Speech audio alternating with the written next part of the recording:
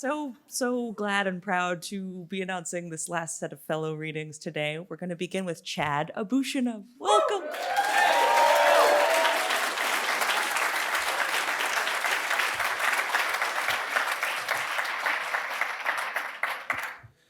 Just really quickly before I begin, it's been an honor and a pleasure to be here as a Dakin Fellow this year.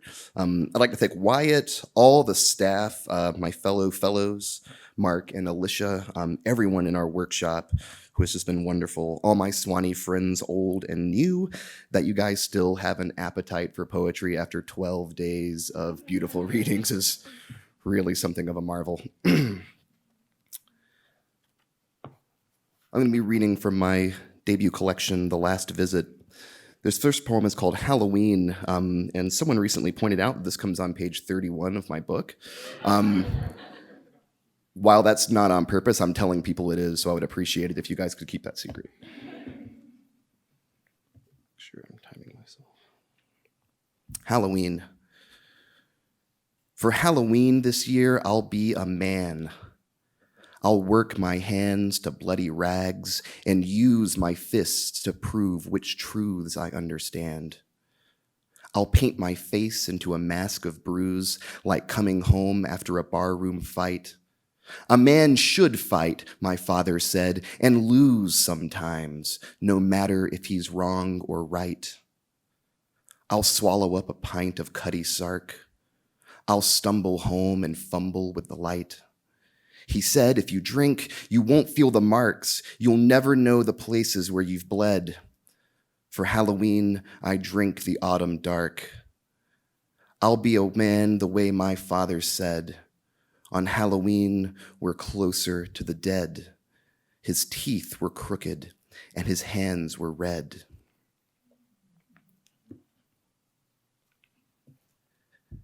Dead town.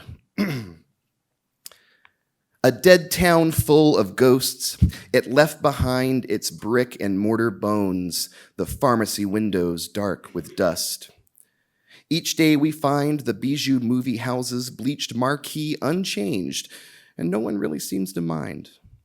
7 o'clock, the day the earth stood still. The seats stay empty since they closed the mill. Instead, we haunt the late-night A&P, the last place left to shop for Wonder Bread, Del Monte peaches, and Chef Boyardee. We eat our dinners sitting up in bed, for company the rabbit-eared TV. Infomercials fill the anxious quiet. The midnight mantra, don't believe us? Try it, echoes through our rooms paid by the week. It drowns the sound of industry collapsing, the deafening crash of silence at its peak. No cars, no crowds, the old mill making nothing. The sound of losing purpose, so to speak. Our part-time days, like stories stretched too thin, cannot escape the were and was and when. I am something of a corn maze aficionado. I was in Lubbock, Texas for 4 years, and while there is a lot to complain about in Lubbock, Texas, they have a fantastic corn maze. Addle-do corn maze, if you're ever there, check it out. Poem begun in a West Texas corn maze. I listen for children shouting through the dried up stalks, but all I hear are whispers and crows, what few remain. For over an hour, I've tried to solve the maze, navigate its rows, and now the comforting smell of funnel cake has faded. In the crisp October cold, the families have started home. Their brake lights burn beyond the field. I shiver and fold my arms. A cool, translucent moon rises, and I quicken my pace to reach some final gate. Is it left or right? The sudden dark disguises the way, and I half remember another late autumn when I was 9 and playing here. The sun fell soft behind the stalks, and I ran further into the dark while closing time grew near. I recall it still, but no longer understand the thrill of bolting blind and breathless deep into the maze. I know those days have run their course, since now I cannot help but keep the end in mind. The setting of the sun, the fallen ears of corn gone soft and rotten. It works against these paths and how they're crossed to spark in us again the long forgotten joy of the deliberately lost.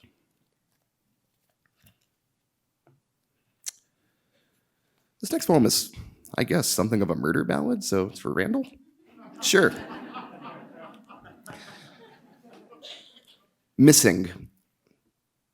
When B. McConnell disappeared, she was only 8 years old, and because of what our parents feared, the neighborhood went cold. We saw the posters everywhere, the broken nose, the curls, the frightened words above her hair said, "Have you seen this girl?" We started locking doors at night, though we never did before. No matter the hour, we burned the light that hung above our door. Police put corpse dogs on the trail and dragged the quarry lake. They looked in every open well in hopes the case would break. It never did. The posters faded. In time, so did the search. Her parents, pale as plaster, waited. They often cried in church. Like the nights I'd hear my mother weep and open my bedroom door, and I'd pretend I was asleep as she slowly crossed the floor. She'd whisper in a voice she'd place her hand upon my head, her fingers light as air, and whisper in a voice like lead a single shaken prayer. Dear God, please let my child stay. I know that you are just. I need him to survive the day. Take others if you must.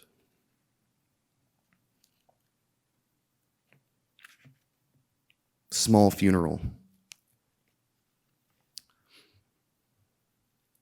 I find him curled up on the lawn, a silver tom turned stiff with frost. A portion of his skull is gone. A frozen ring of blood's been tossed in jagged splashes. Now here he lies, where first November ice preserves the violence for my mourning eyes. Its monument goes undisturbed. I think about my brother, dead at 20, the broken window glass, the stench of burning flesh, his head cracked open in the moonlit grass. And I know a tombstone is less real than records of post-mortem harms, or bodies twisted up in steel, or bones that sprout from broken arms. Some are left as misshapen vessels, mangled beyond the point of prayer when morning mist dissolves like angels and night escapes the fuel-soaked air. I kneel beside the cat and tear his body from the greedy earth. The ground is hard this time of year. I'll dig a grave for what it's worth.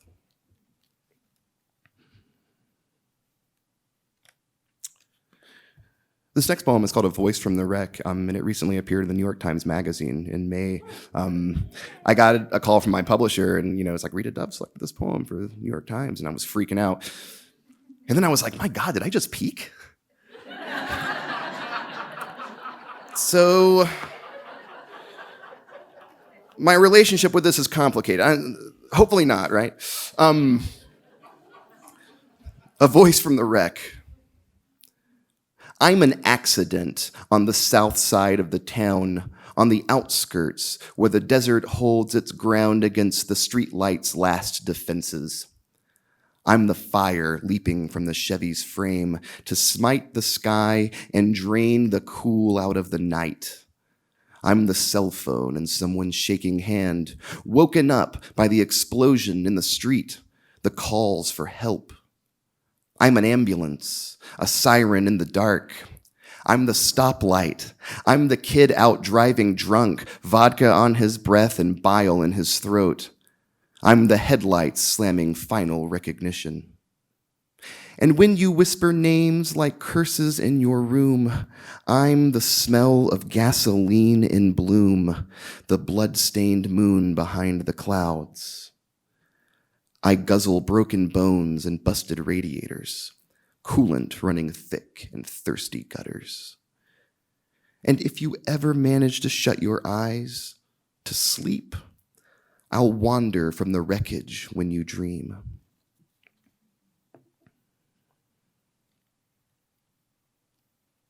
This next poem is a sonnet. It's called To Speak of Woe That Is in Marriage, a title that I lifted from Alicia Stallings, and she borrowed from Robert Lowell, and I believe he took from Chaucer to begin with. So there's a nice line of like thievery here that I'm very proud to be a part of.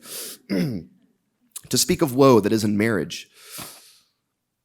When his drinking gets bad, she cannot meet his eye. He stays out late. Out where? She does not know. He sweats Manhattans, answers slurred and slow, and staggers while he's conjuring a lie. She hides his keys, the wreck not long ago, then holds him shaking in the upstairs hall as he talks her into one more drink, that's all. The years of bargains wore her down, and so tonight she listens for his breath to fall into a raspy sleep. When the powder glow of not quite dawn falls on her naked woe, she writes a note, I've gone, please do not call.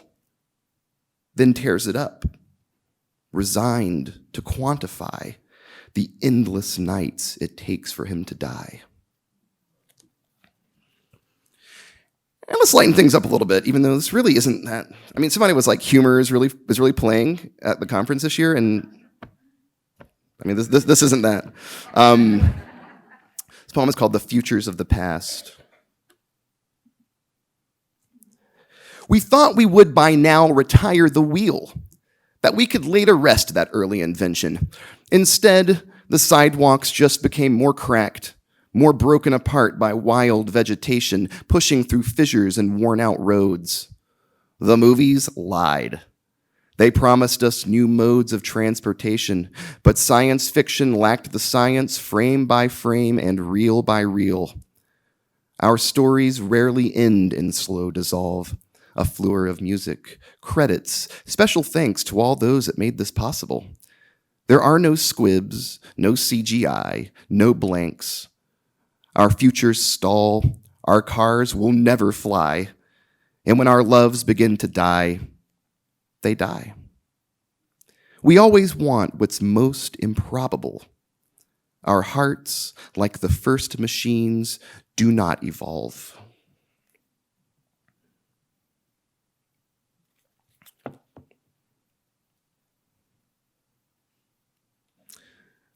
Just a couple more.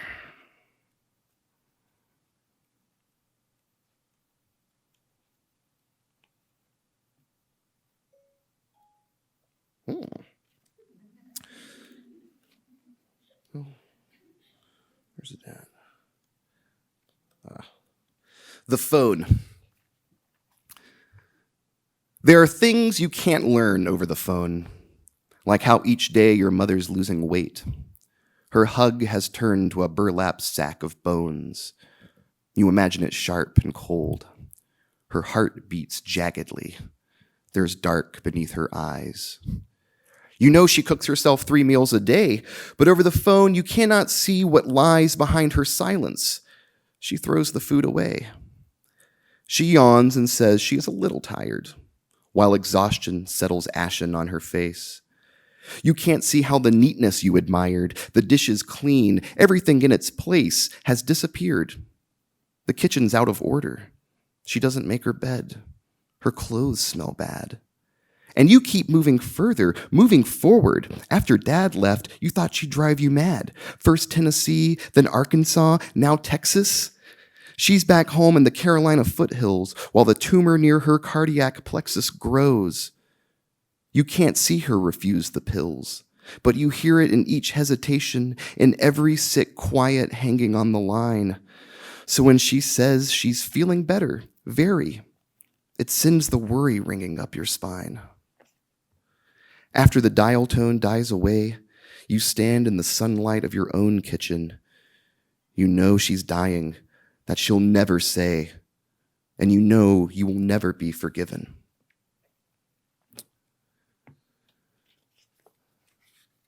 This last poem is called On the Dread Ranch Road, just off 283. When I was living in Lubbock, there are a lot of like ranch roads that kind of go off into nowhere. And I had this like, I don't know, escape fantasy that if I ever needed to just get away from there, I could just like drive out there somewhere and like pitch a tent. And that's just, where I would live. It's actually very comforting. on the Dread Ranch Road just off 283. Stars are fired up like scattershot. The howls of wolves that saunter near extinction echo across the plains until they're not. All of them are headed one direction. My father was a drinker. So am I. An echo of a tune in drunken time. The bottle is an instrument, and rye, the amber music spilling over. I'm thinking about the rhythm of decline. He measured his in knuckles, hookers, drinks. I start to wonder how I'll measure mine, the ballad of the triple whiskey jinx. But the wind begins to sigh of tired things. I pull the bottle from the bag. It sings. Thank you very much.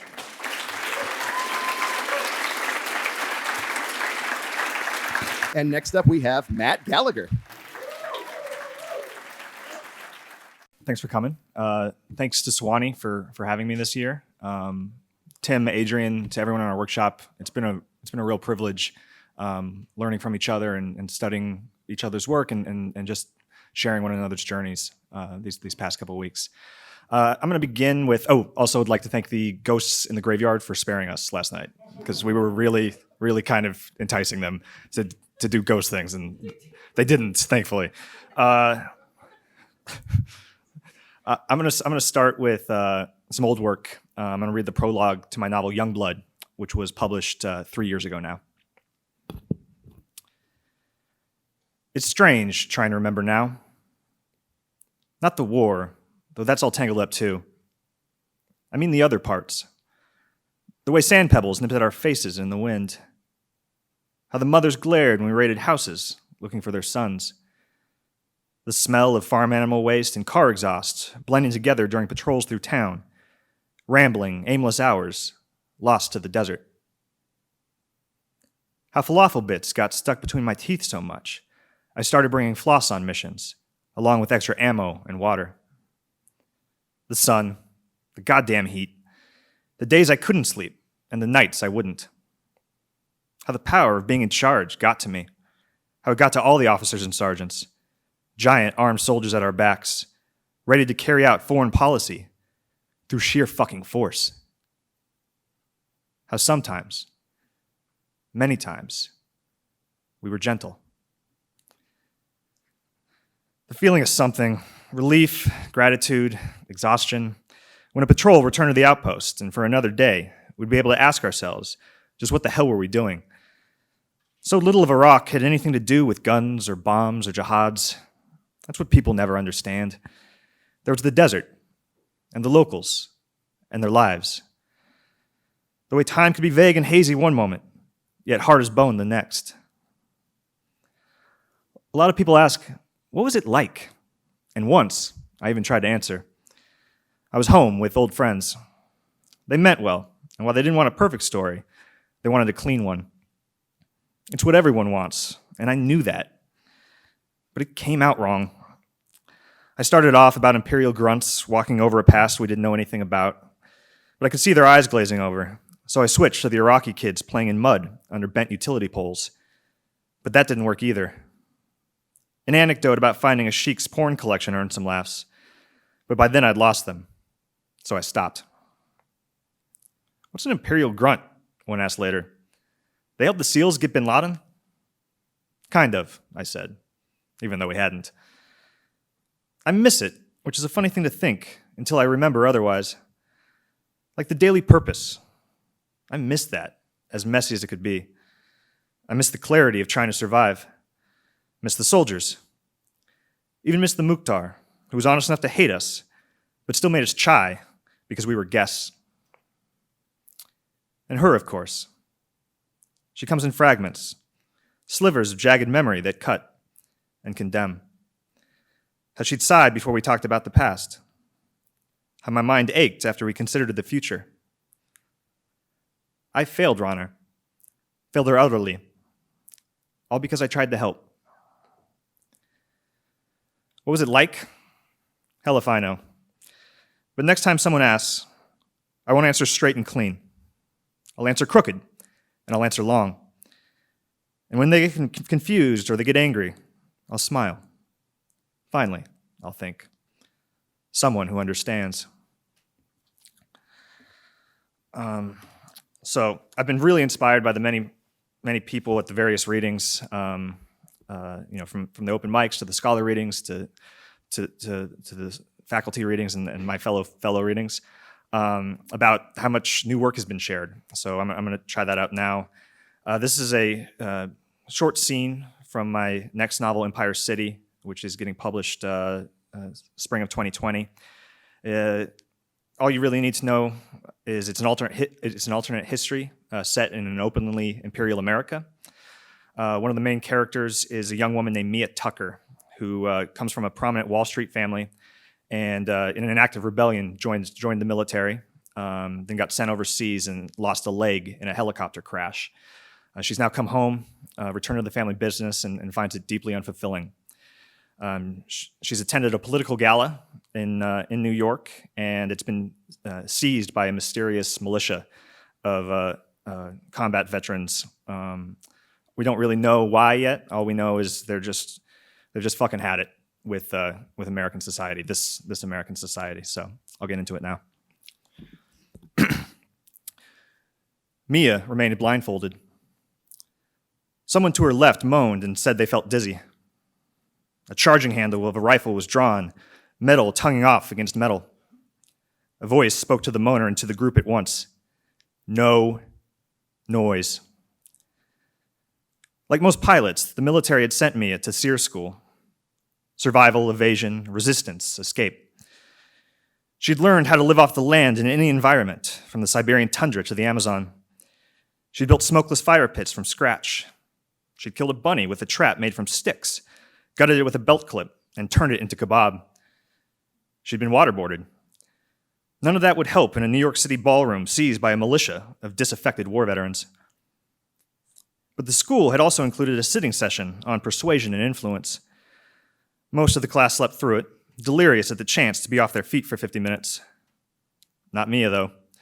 She'd fought off the siren song and listened, because if there was anything worse than being a prisoner of war, it was being a woman prisoner of war. She'd wanted to know it all. Two guards began speaking to each other. They talked low, wary of the ballroom's acoustics, but not low enough. Mia bowed her head and homed in, like she was lost in a benediction. This place is nice. Rich people, man. I know. Still, see those chandeliers? All gold. Think of how many of our people could be helped with just one of them. Keep focused. Yeah. A minute or so passed. Ever seen anything like it, though? The other voice considered. Assad's Sun Palace in Syria, before the Spalls blew it up. Damn, you were over there then? The veteran laughed. You're even older than I thought. We were winning when I left. Then you trigger-happy bastards came along. The found generation shit. You all messed up everything. They went back and forth like that, arguing about who had screwed up the Mediterranean wars worse, when, and where. 30 years of ever-long war meant a lot of different iterations of it. They'd mentioned the Sun Palace. Mia racked her mind. The Cloud Palace had been in the hills surrounding Aleppo. The Star Center lay in Raqqa, near Restaurant Row. The Moon Palace dominated what remained of Homs. The Water Palace floated alongside the island of Arwad. The Sun Palace, though... Idlib, she said out loud, surprising herself. No turning back now, she thought. This is the right approach. For me. For them. For her. Jesse hadn't said so out loud, but Mia knew he wanted a girl. What was that? The militants had heard her. Idlib, Mia repeated. The Sun Palace. I walked through the rubble there during my tour. Must have been amazing before the truck bomb. Through the threadbare of her blindfold, Mia saw the two men approach. What kind of group plans out something this complex, she wondered, but skimps on blindfold costs? You a vet? She nodded. Army. Helo pilot out of Fort Sam Damon. Chinooks? Mia sniffed. They thought she flew cargo. Blackhawks. mostly ripping through the morning aisles, hunting down the last of the Greek radicals. That impressed them enough for her blindfold to be removed. The Morning Aisles campaign had a reputation. She looked up to find 2 men of average stature and slung rifles. Bafflement splayed across their clay faces. If they shaved their face stubble, they still could have been posting guard at any American outpost across the world. Bosses didn't say anything about other vets being here, the one who'd been admiring the chandelier said. He looked like he should have been delivering Mormon pamphlets house to house, Mia thought, not committing terror. Only rich people and generals. How do we know you're speaking truth? The other guard asked. He was older and wore the sad, dumpy face of someone who joined the military, only to find the same assholes who'd made up his small town were everywhere. A short barbed mustache would have framed his face had it been even. Tap my right leg, Mia said. Think a citizen has one of these? The leg clinked.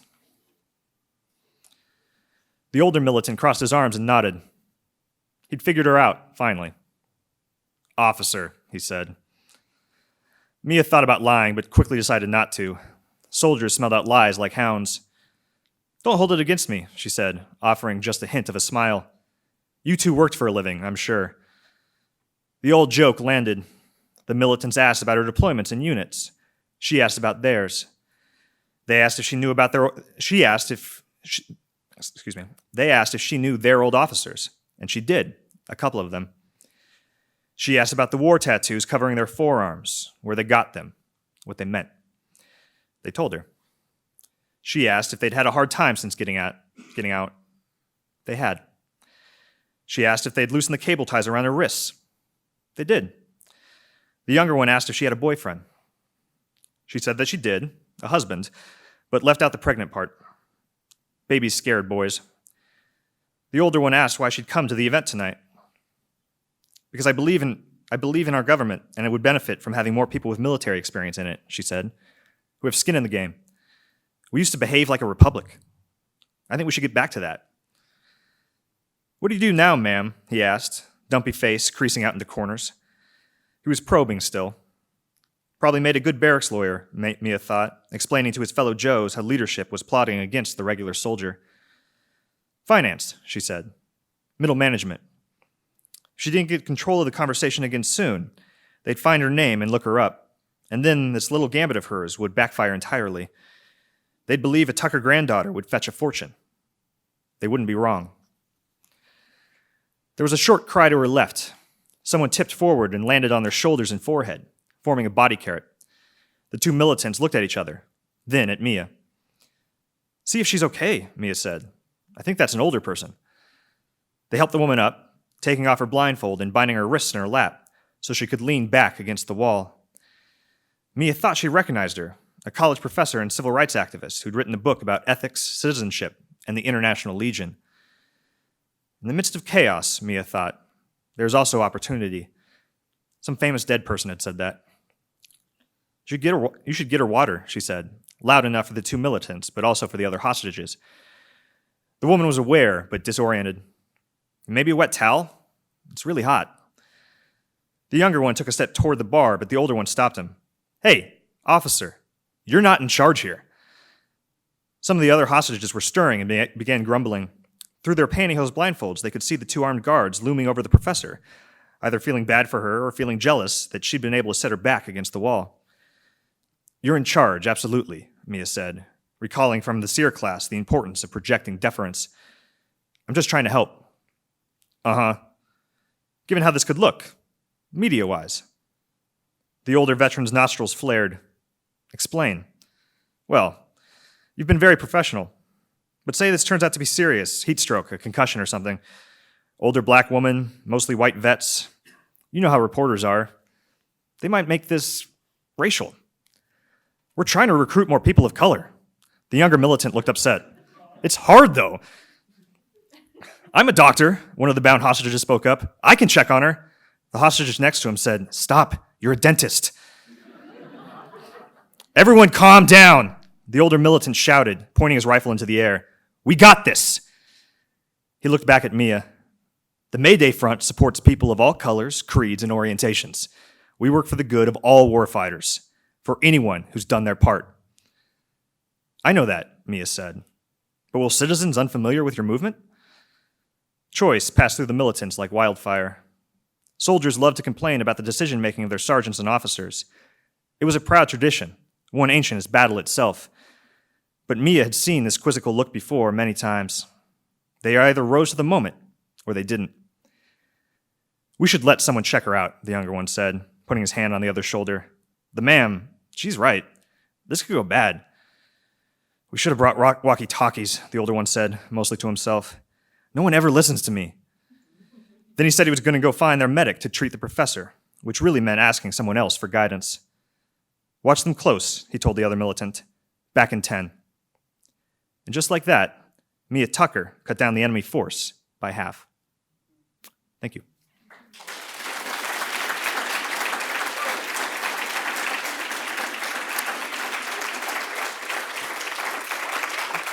Please join me in welcoming Heather Young to the podium.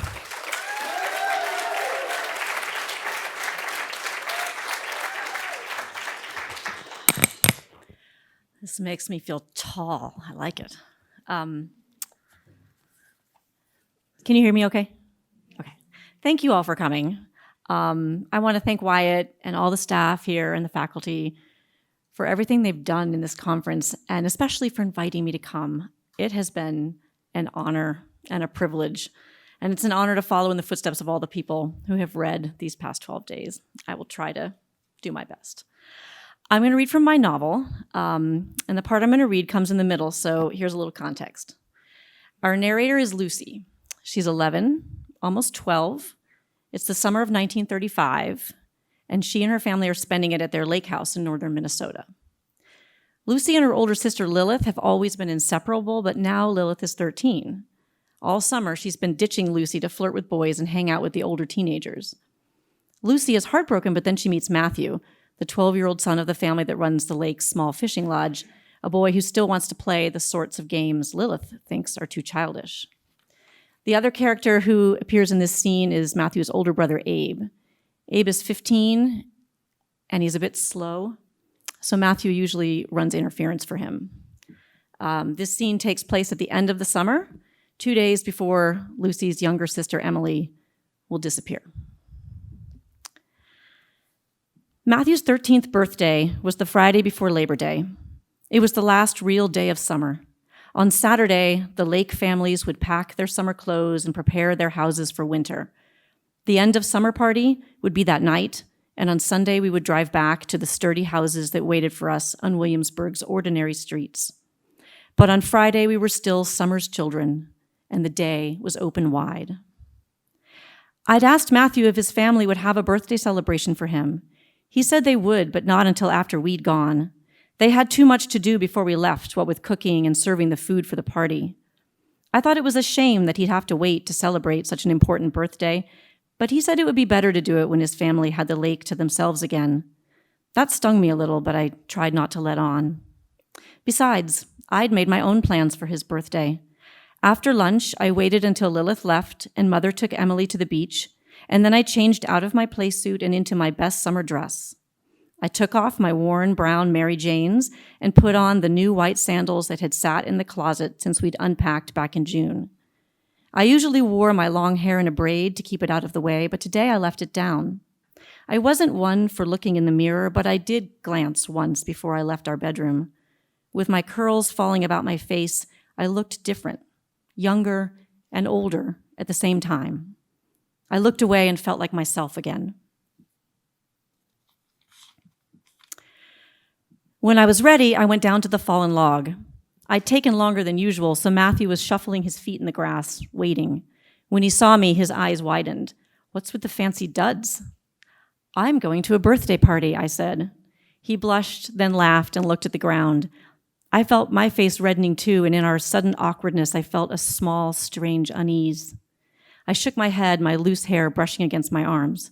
"Follow me," I said, turning into the woods, making sure to walk the same way in my sandals as I always had in my Mary Janes.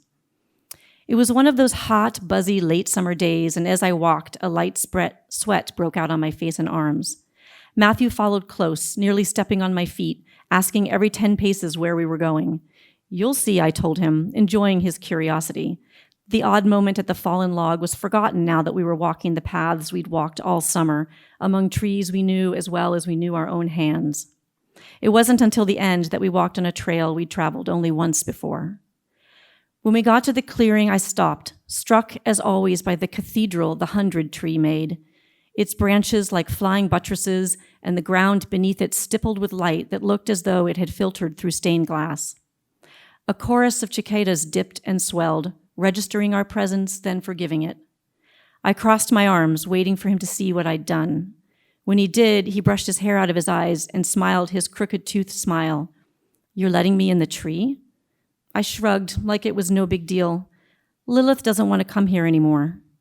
That morning, I'd taken all of Lilith's and my things out of the hollowed tree, except the pillows and the flat log we'd used as a table.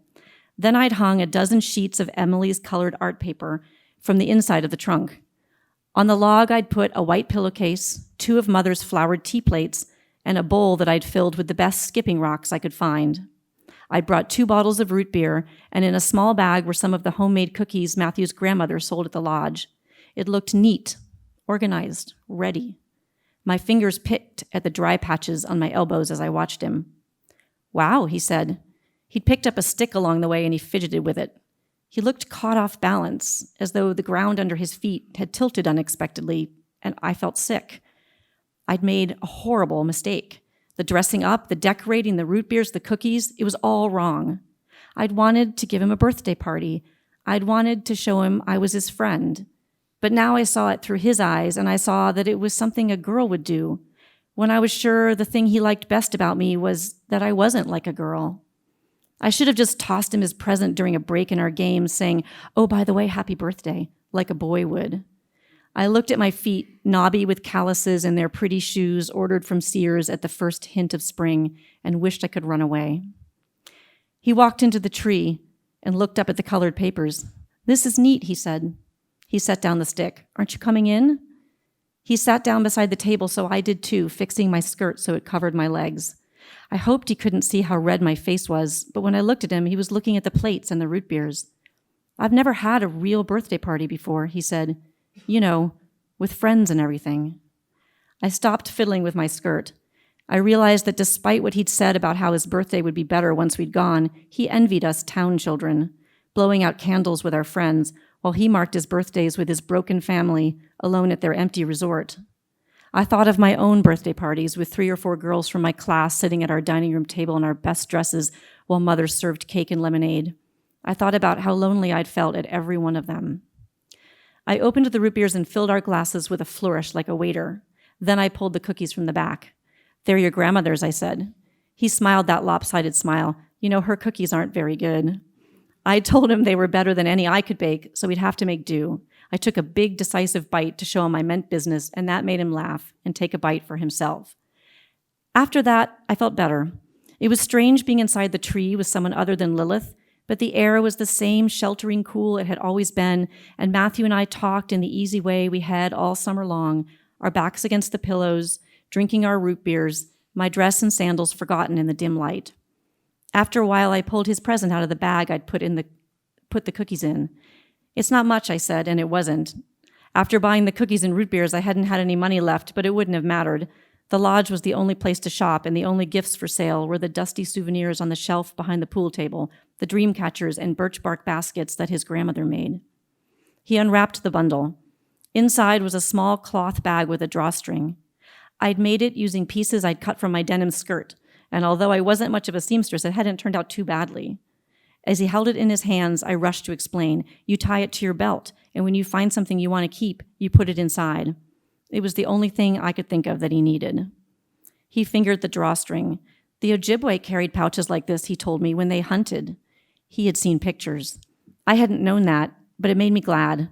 He tied the bag to his belt and smiled at me. For a moment, something passed between us that made us both look away, but then he said, "Let's go see what we can find to put in it." And we walked out of the tree and into the forest. Even Lilith and I hadn't gone where Matthew and I went that day, far to the north and west, farther from the lake than I'd ever been. There were no paths here, just small tracks made by deer and raccoons. The air seemed hushed and alight with discovery, and I found myself walking with stealth, my nerves awake to the small sounds in the brush and the flashing of birds in the leaves. Sticks poked my feet between the straps of my sandals, and my dress and hair snagged on branches, but I didn't think about that or about what I'd say to Mother when she saw I'd ruined my best summer outfit. I was an ancient explorer, alone in the wilderness with my comrade, breaking humanity's first trail through a brand new land. I could tell by the lithe, alert way he moved that Matthew felt these things too. Soon, just as those ancient explorers had, we began to talk about staking our claim to the territory we traveled. We would build a fort out here using salvage from Matthew's family's backyard.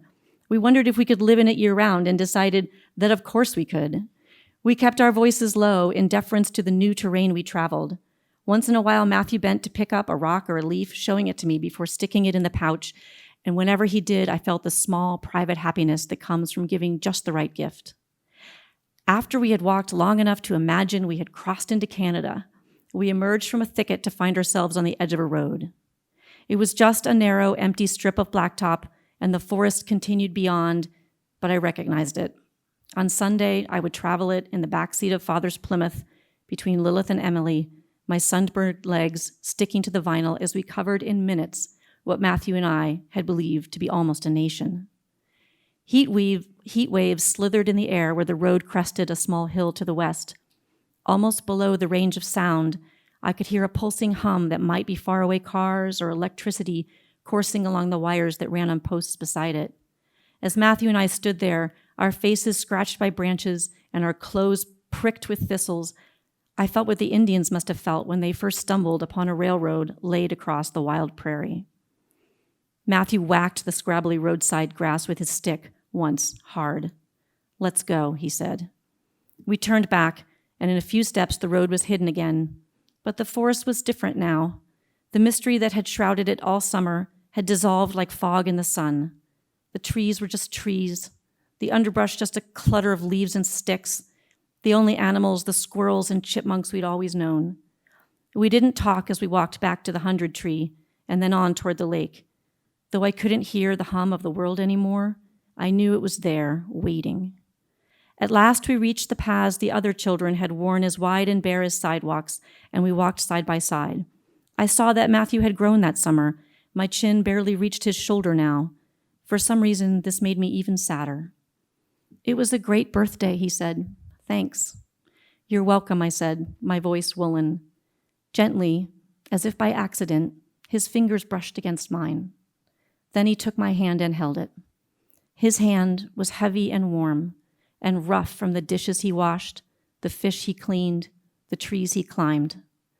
Above my dirt-streaked calves, my ruined skirt swung against my knees, and I could feel every part of my body at once. Matthew didn't look at me, nor I at him, but he didn't let go of my hand, and I didn't pull it away. We were still holding hands when we came upon Lilith and Abe. They were in a small clearing, a chapel of green and golden light, about 200 yards from the houses. We didn't hear them before we saw them, and when we saw them, we stopped walking. Lilith lay on her back in the dead brown leaves, her legs bent at the knees, her skirt crumpled at her hips. Abe was on top of her. His pants were around his ankles, and his naked buttocks rocked in and out between her legs.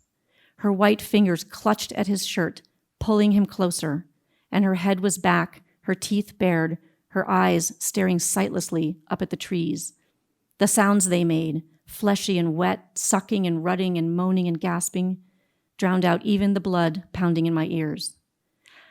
I don't know how long we stood there, watching, our hands tight together, listening, as the whole forest, known and unknown, telescoped upon that one glade, until Abe gave a long, shuddering thrust and Lilith cried out, and when that happened, I screamed loud and high, and Lilith heard me and shoved Abe off of her. Her dress was unbuttoned, and her bra had slipped down, and I saw her pale new breasts, the pink nipples small and hard, and it made my head swim to see them naked like that, those tender things I'd helped her hide away behind white cotton cups with delicate metal hooks only a few months before in her bedroom. She buttoned her dress. Abe scrambled to his feet, his hands covering the dark and swollen thing that hung between his legs. Then he pulled up his trousers and stood with his shoulders hunched. Matthew let go of my hand, which felt suddenly light, the air cool on my empty palm. He called his brother in a voice I didn't recognize. Then he walked away, and Abe followed. I don't know if Matthew looked at me or what might have been in his face if he did, because I didn't look at him. I looked at Lilith. She got to her feet. She was wearing her white dress with the blue sash, and it clung to her sweaty skin from her collarbones to her calves.